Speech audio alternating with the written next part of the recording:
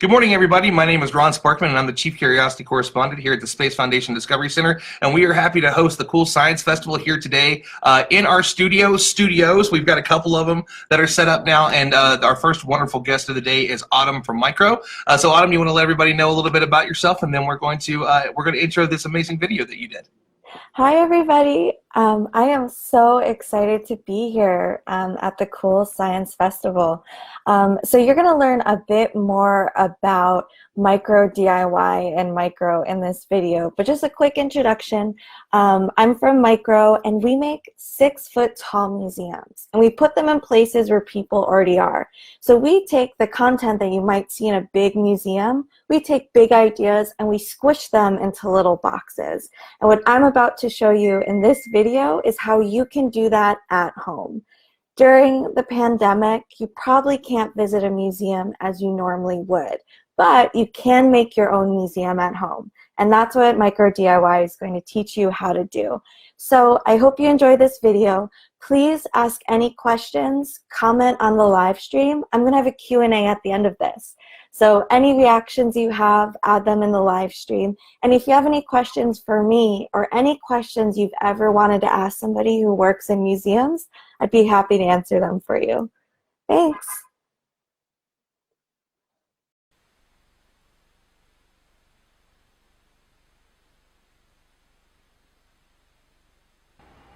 Have you ever wondered what happens to a star when it explodes? How octopuses think? Or how your phone screen works? Today we're going to investigate your most curious questions and explore the world around us using Micro DIY. What's Micro DIY? It's a do-it-yourself, at-home kit that helps you design your own museum using whatever you've got around and your imagination. And it's made by the people at Micro. And we make these 6-foot tall museums. We put these museums in places where people already are, like hospitals, libraries, polling centers, and even the DMV. And we teach people about the world around us. Today, I'm going to give you all the information you need to make your own DIY museum. And I'm going to do that by making a museum of my own. And I'm going to walk you through our 5-step process. So, first things first, we need to decide what our museum is going to be about. Check out this short video for some inspiration and think about what ideas you might want to explore more.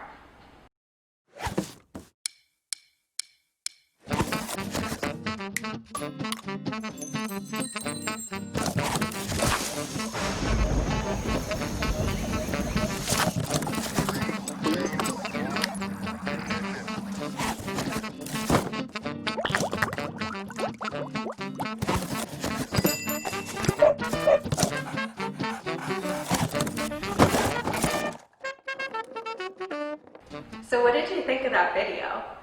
Do you have an idea of what you might want to make your museum about? Well, I came up with the idea for my museum earlier this week when I accidentally spilled some water on my phone. Ooh, my phone's okay. But when I was looking at the screen, the water droplets were magnifying these tiny little dots of light. And it made me realize I look at my phone screen every day, but I have no idea how it works. So I looked into it a bit. I started investigating, and I found out that my phone screen is made out of something called pixels. So today, I'm making a museum of pixels. Now that we've picked our idea, it's time to explore and learn more about it. There is so much information out there. It's really amazing. But with that much information, means that there can be a lot of sources that are hard to trust. An important thing to have in your research toolkit is the ability to tell if a piece of information is a fact or a belief. And often sources make the mistake of treating beliefs as if they're facts. So, what's the difference? I have some sample information here, and comment in the live stream and help me figure out if this is a fact or a belief. So, on average, elephants live about half as long in captivity as they do in the wild. What do you think? Comment in the live stream. Did you guess fact? If so, you'd be right. This is a fact, because this is true no matter how you may feel about elephants. Facts are true for everybody. And if many people tried to test this fact, they'd all come to a similar conclusion. Elephants should not be kept in zoos. Comment below, what do you think? A fact or a belief? Did you guess belief? If so, you're right. This is a belief because it can be true for one person, but that doesn't necessarily mean that it's true for everybody. So maybe after learning that elephants live shorter lives in captivity, you might form the belief that elephants should not be kept in zoos. That is true for you, but it might not be true for everybody. Beliefs are not universal truths. But here's the thing, they're still really important. Beliefs help us make sense of the world around us, but it's so important to be able to spot the difference between a belief and a fact. Let's try this one. According to studies conducted by Sugar Water Incorporated, soda has proven health benefits. What do you think? Fact or belief? This one's a bit of a trick question because it's phrased, it's worded like a fact. It sounds like a fact when you read it, but if you look into it more and do some of your own research, you'll realize that this isn't true. This is an example of misinformation. It's information that's just wrong and can mislead you. So, there's some things you can look for when you're trying to spot what is an untrustworthy source. So, the first thing to look for is, does this source have anything to gain from convincing me that this information is true? In this case, I'm assuming that Soda Water Incorporated probably has something to gain from convincing me that soda is healthy for me. That's a warning sign that maybe they're not the most trustworthy source. Another thing to look out for is if a source tries to tell you that they have all the answers.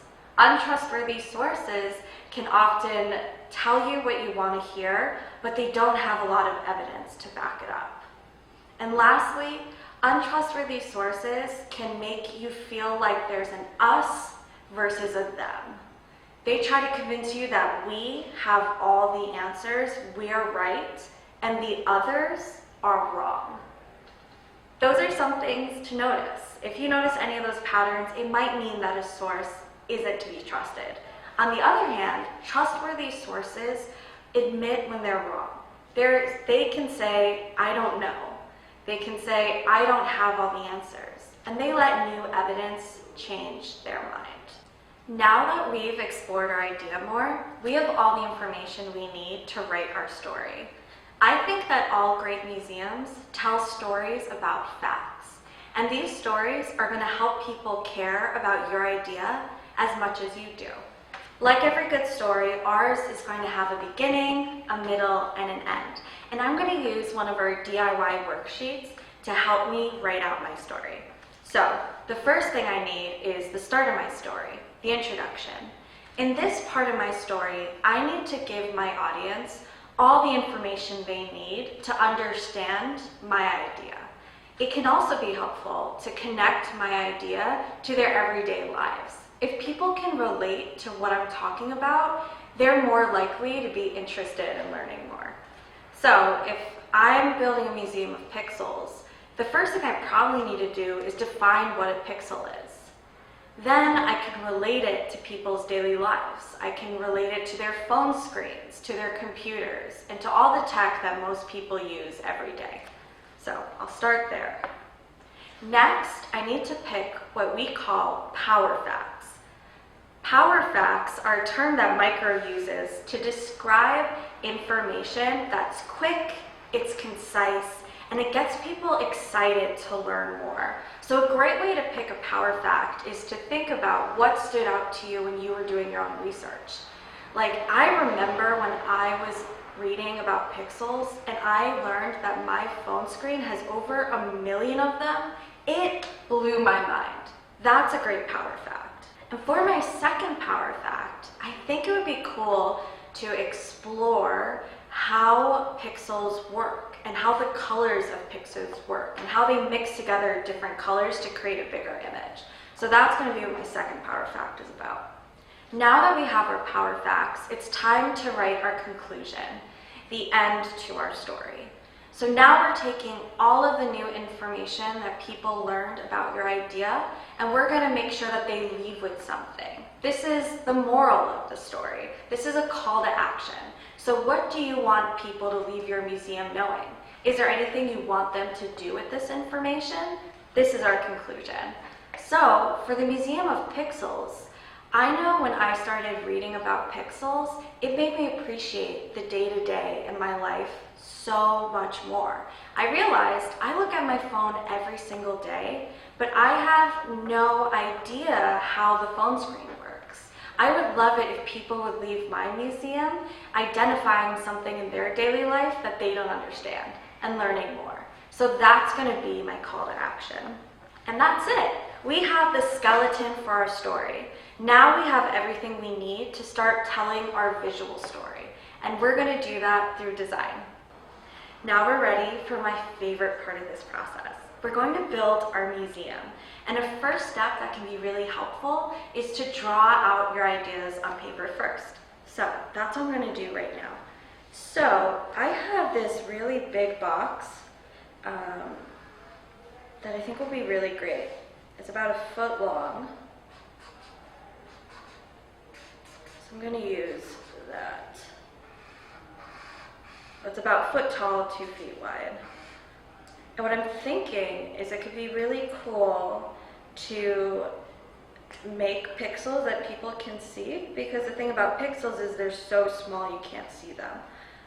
So what if I made jumbo pixels? And I have a lot of these little plastic gift boxes lying around, and maybe each of these could be a pixel.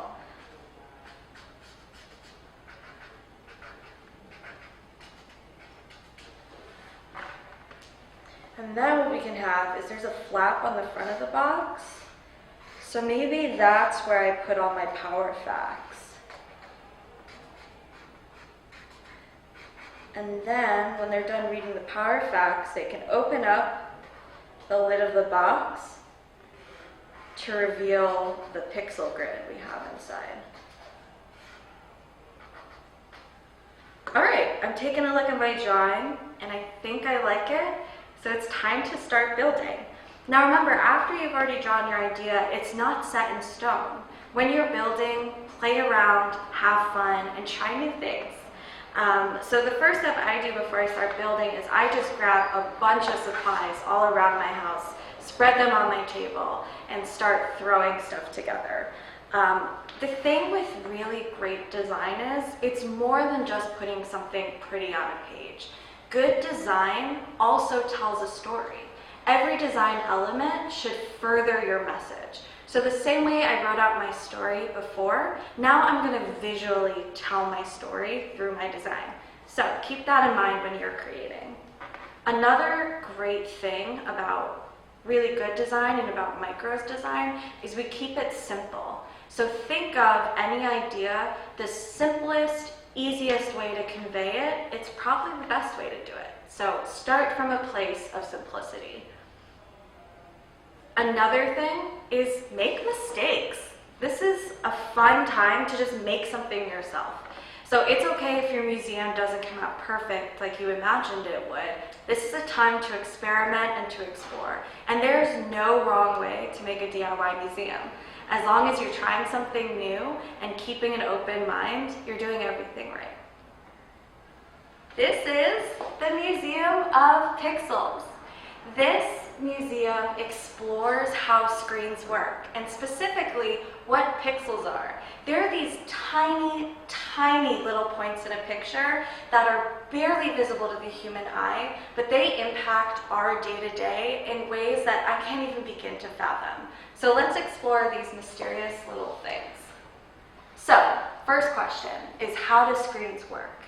When we show pictures on a screen, we need to translate that picture into a language that computers understand. And we do that with the help of pixels. A pixel is basically, it's just a single point in a picture. Each pixel has its own color, and they all add up together to create a bigger image. So you can see here, here's a pretty normal digital picture of a beach.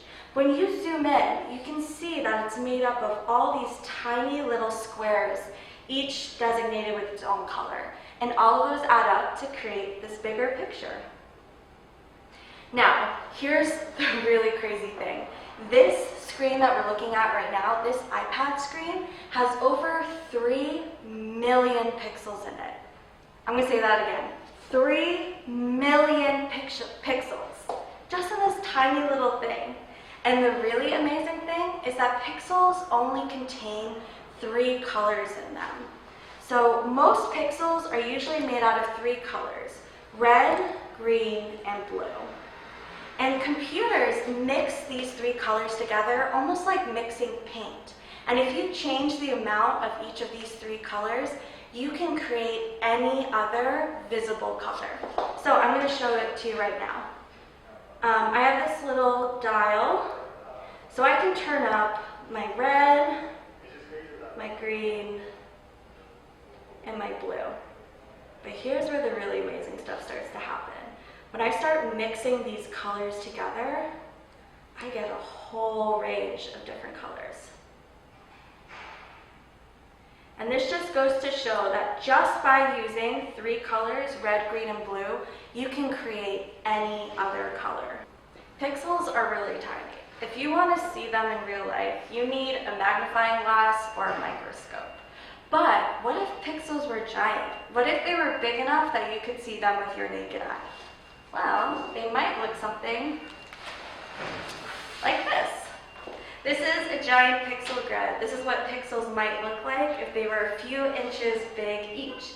And you can see that each pixel has its own color, and they spell out the word DIY. If you play Minecraft, you've seen pixel art before. Check out this creeper. Look at its face. Those are totally huge pixels that are part of its design. And people in Minecraft are making awesome art in this huge digital landscape. So here's one character someone made. Here's my favorite. This is a Pokemon. And what I really love about Minecraft art and pixels in general is that it makes me feel differently about small actions in the world. If I were to zoom in on just one point of this picture, all I would see were a bunch of little dots of color. They wouldn't make sense. They wouldn't look like they're adding up to anything larger. But all of those small little details added up, when you zoom out, you see that they're part of a much bigger picture. Small things done over and over again, they can make a big difference. It's true for pixel art in Minecraft, it's true for your phone screen, and it's true for your life day to day. So when you leave this museum, I would love you to take 5 minutes to investigate something in your life that you do every day. Is it brushing your teeth? Is it using a fork? Why do they have 4 prongs? Is it using your phone screen? Pick something out and dive deeper into it. And I guarantee you're going to find something really interesting. And if it has the same effect on you that it did on me, it's going to make you more excited to live in the world that we do. So thanks for checking out my museum, everybody.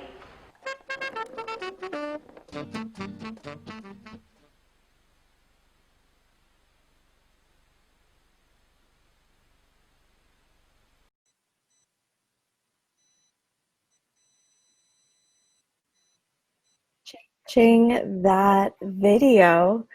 It was a lot of fun making it in the micro studio. And if you want to make your own museum, like my DIY museum about pixels, you can download our worksheets. There's a link posted in the comments over here, but it's